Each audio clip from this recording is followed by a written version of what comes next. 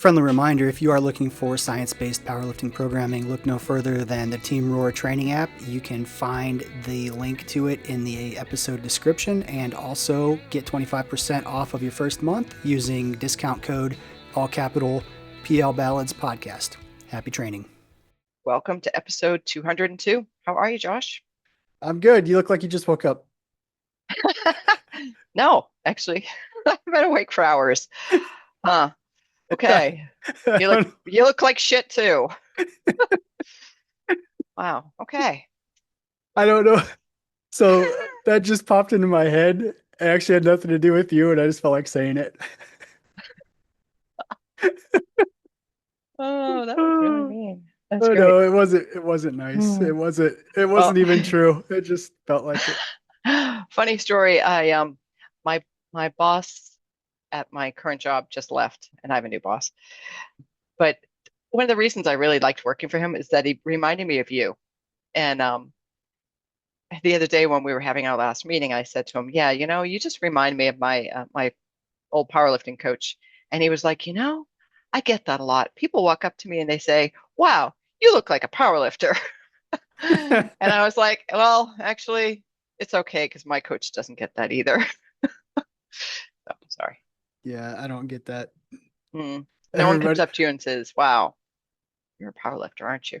it's more like you're a power lifter. That's more what it is. Yeah. So there you go. So you look like shit too, though. Yeah. All Cool. right. Thanks. All right. All right. So Well, yeah. yeah, so I guess starting with some sad news, Bill Helmich passed away on Friday the 25th. Yeah. He was 83. A lot of people in the powerlifting community know Bill. He's, never met somebody that wasn't a friend, I guess. Is that how you say it? Yeah. Sure. Yeah, basically, yeah. So, yeah, really, really sad. Bill's a great guy, and yeah, he'll be missed for sure. Yeah. Yeah, I remember just he was always there for the bench worlds, Masters bench worlds and Yeah, he lifted at all the Masters worlds that you that's lifted at. right. That's right. Yeah. So yeah, we got to spend some time together. He was a really great guy. Yeah, I don't really know how to even talk about that. Just wanted to mention it just out of respect for Bill and Yeah. hopefully yeah, I don't know. Anyway. Um yeah. So yeah, I don't know how, okay, anyway, I guess we'll move on. Right. Right. How do you bridge into something else after that? Yeah, Because everything else seems so trivial. right. Yeah. Uh but there was a meet this past weekend, the Savannah Spring Classic. Not going to go through the whole results, but we'll just kind of mention the best lifters. On the women's side, Irina Rindos had a 332 dots, and then on the male side, Brooks Trollinger had a 461 dots, and he's only 19, so to win best lifter as a 19-year-old was pretty crazy. That's But nice. but congrats to those two. Very nice. Very nice. Awesome. So I heard that there's the Masters Invita can't speak. Masters Invent. Wow. Okay, you just do that one. The Masters Invitational. Thank you. I don't know why I can't say that today. Say what? I'm not doing it. Sometimes words are hard. I had this problem with sometimes I visualize a word so hard that I can't get past how it's actually spelled, and it goobers me up, and I don't know what that is going on in my brain. So there you go. Like road, Tommy boy. Yeah, just like that. Anyway, the Masters invitation. I can't say it. All right. I'll start it. I'll bump it for you. So Okay, I'll start it. The Masters Invitational is this weekend there. You go. in Chattanooga, Good Tennessee. intro. Chattanooga. I love Chattanooga. Chattanooga. And Team Roar has four lifters competing. We do. Yeah, Joe House is on Saturday session one. Elaine Ostrander is Sunday session one, and then Alicia Webb and Stacy Metcalf are Sunday session two. So Awesome. Super fun. I love Chattanooga. yeah, I think they're all ready. It should be a good meet. Yeah. And yeah, Everyone's lifting raw and it's easier. negative. Joe is No. lifting equipped. Yeah. Oh. Yeah. Oh, Huh. maybe that's a secret. No, it's not a secret because it's on the roster. Yeah, this will be I was gonna Joe's say, first equip meet. wait, I was gonna say, wait, is this Joe's first equip meet? Because I don't remember him being the yeah, Yeah. equip lifter. So Yeah. is who's handling him up there? I think he's just handling it himself because his gear is pretty loose. Wade will be Oh, there, so I'm sure Wade will be helping him out some. But nice. for the most part, he's been kind of doing the gear on his own. So All right. Good for you, Joe.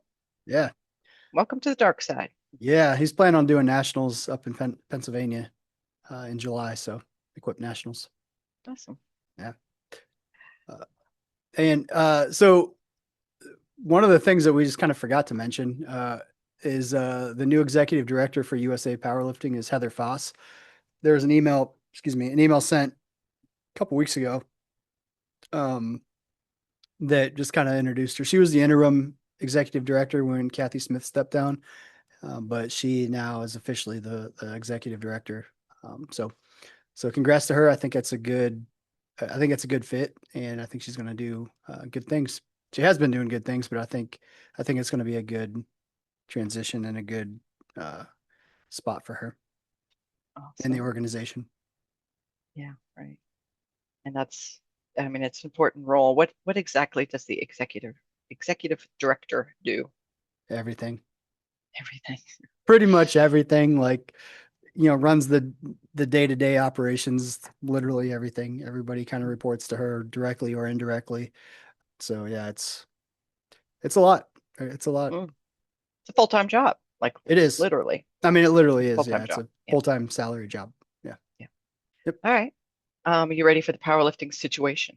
Yeah, Bum, bum, maybe. bum. Eh. You PR'd your squat in training, but bombed out in squat at your meet. How do you bounce back mentally, and how do you avoid it from happening again? I mean, the bouncing back mentally, I think, is the hardest part. I think, you know, especially if you PR'd in training, you probably have pretty high expectations. You likely started too high. This is to me this reeks of a new lifter mistake. But just starting too high with your opener and then bombing out. But we don't know the details. We don't know if it was raw or equipped. Obviously, if it was equipped, there's a little bit more forgiveness here for Mm, this happening. But yeah, I think the biggest thing is just jump back on the horse. Understand what went wrong, and if it was a depth call, if it was just flat out too heavy and you just missed. I mean, either one of those are the things that need to address, and make sure they never happen again, right? So I think chalk it up to experience and drive on. I mean, I don't think it's any more.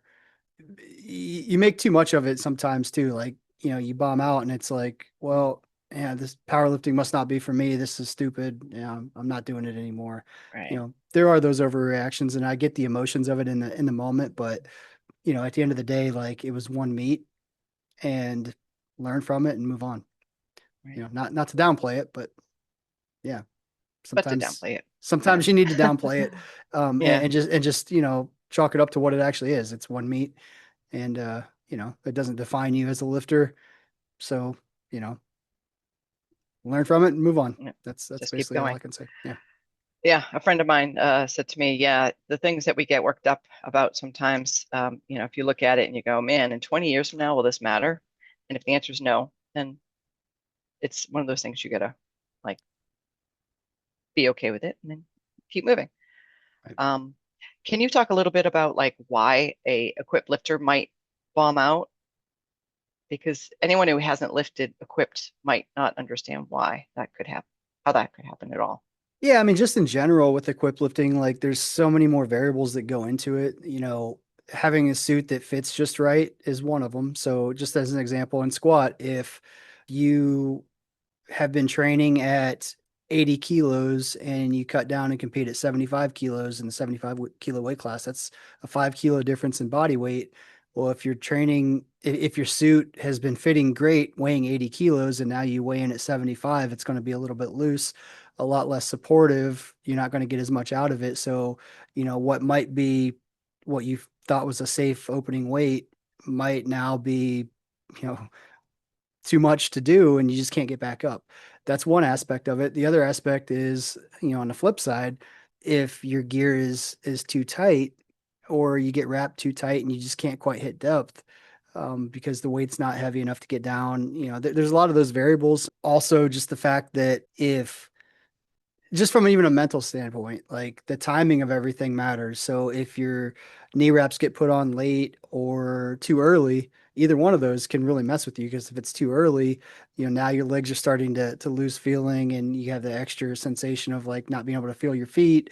So that kind of panics you a little bit before you go out there. And on the flip side, if your knee wraps get put on late, now you're rushed trying to get your straps up, belt on, and out to the platform before the 60 seconds runs out. So there's just so many aspects that go into it that in a lot of ways things have to be just perfect for you to get a lift in the equip side. So um, that's why I love it, because there are so many more factors. Like, yeah, you have to get stronger and be strong, but you also have to master all these other things too that are just things that you don't have to deal with on the raw side. So it just Yeah, makes it a lot more complex and interesting.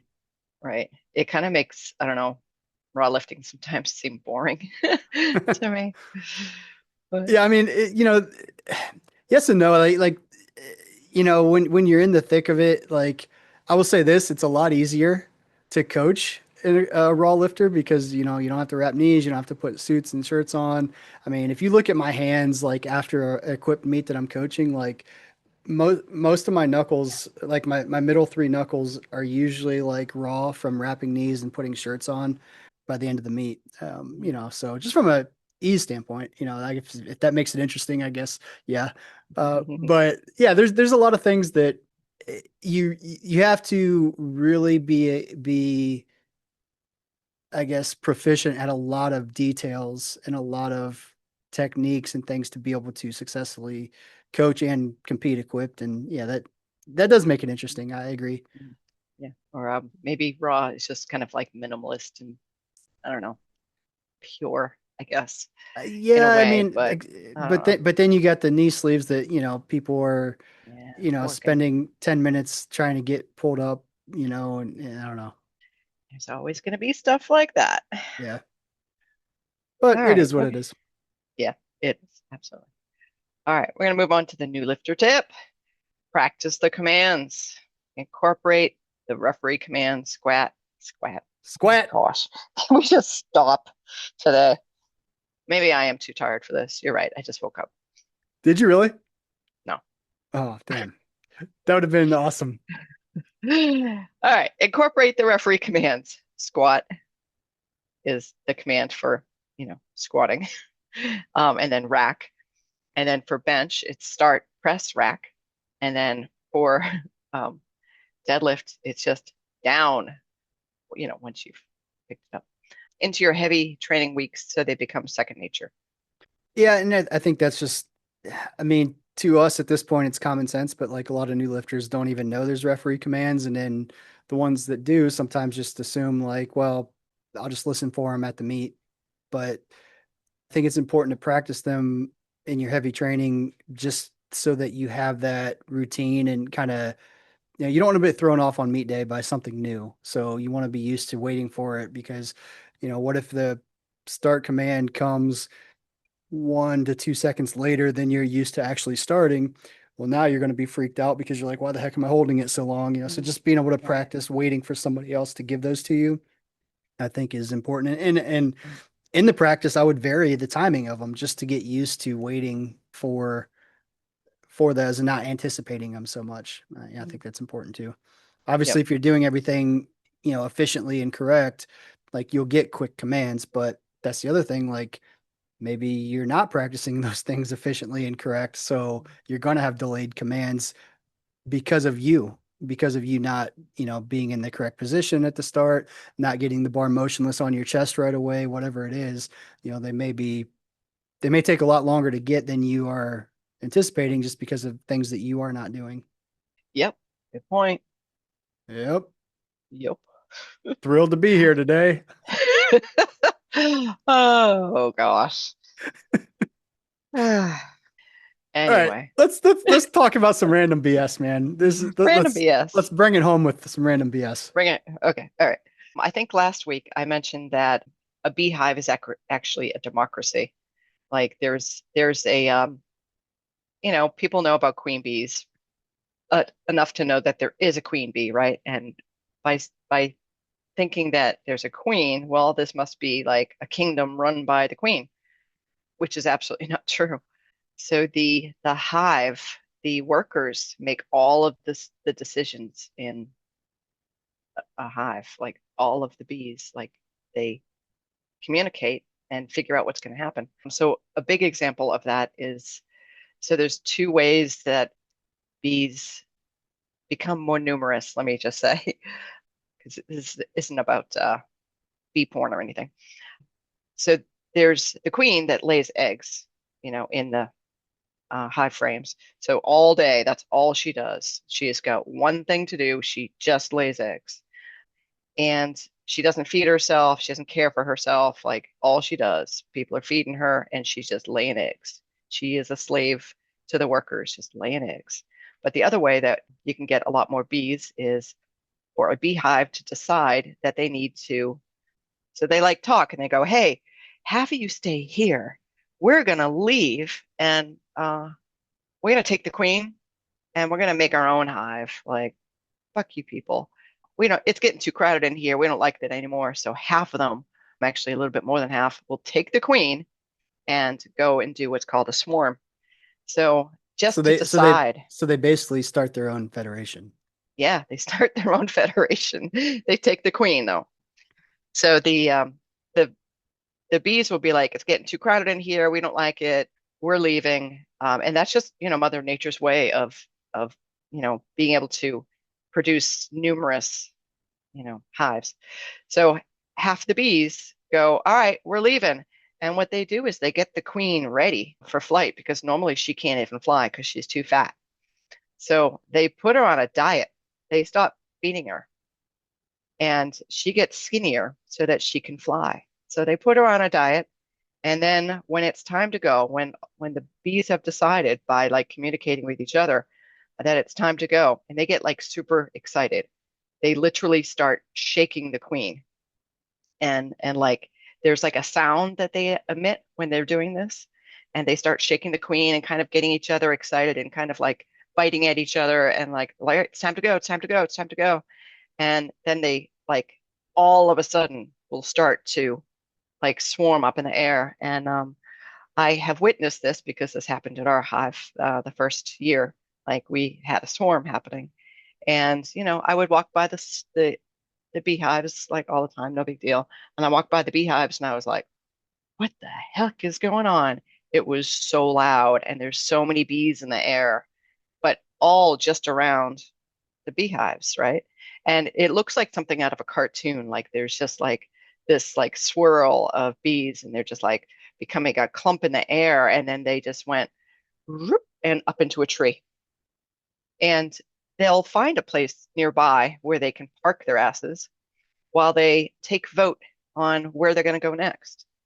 So they send out a bunch of like scouts, like, hey, you go scout over there, you go over there, you go over there, find a cool place for us to live. You think that they'd figure this out by hand beforehand, but they don't Right. generally. Right. So they just swarm up, they hang out in a tree. And sometimes this could take anywhere between a couple hours to a couple days for them to figure it out. So what they do is they're like, all right, you go over here, you go over here, you go over here. This bee goes over here and he finds like a hollow in a tree. And he's like, yeah, this is pretty good. I like this. And he walks all around it.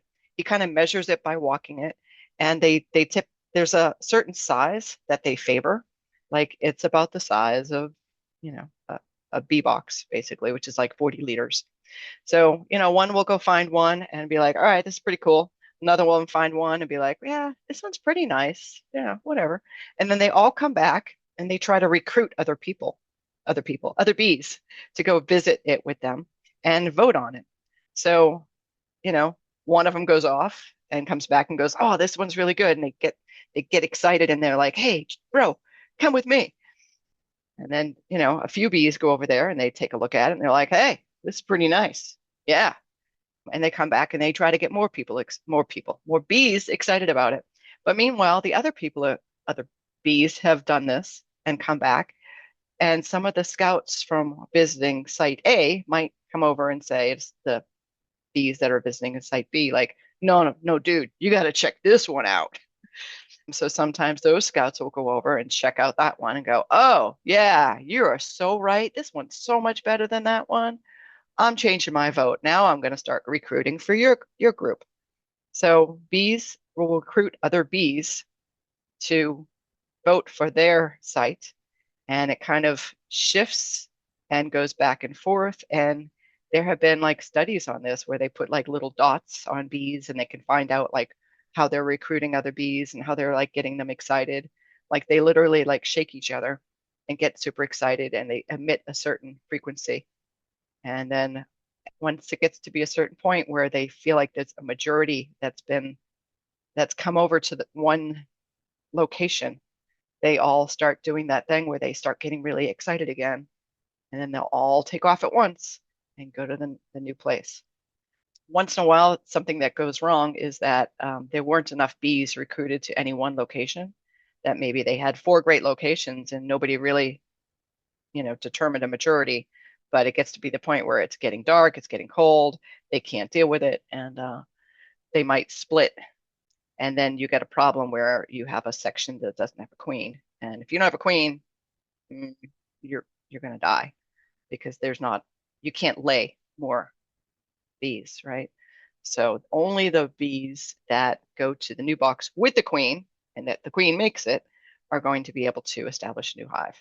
And then they have to start off from scratch. Like there's no honeycomb, there's no eggs over there, right? So they only have a very short amount of time to really establish themselves or they're going to die. All right, follow-up questions. So Yep. when half the bees leave with the Mhm. queen, the leftover bees die because there's no queen? No, there is no queen, but generally right before they swarm, they will have, she will have laid a couple of eggs that could become, well, she lays female eggs all the time, but the workers will have said, well, since we know half of y'all are going to swarm off, we're going to prepare some of these girls to maybe become queens someday. And they feed those bees certain foods differently, and they do it earlier and more often. And then they move those eggs to the bottom of the frames, and then those cells can become queens. But So only they, one, right?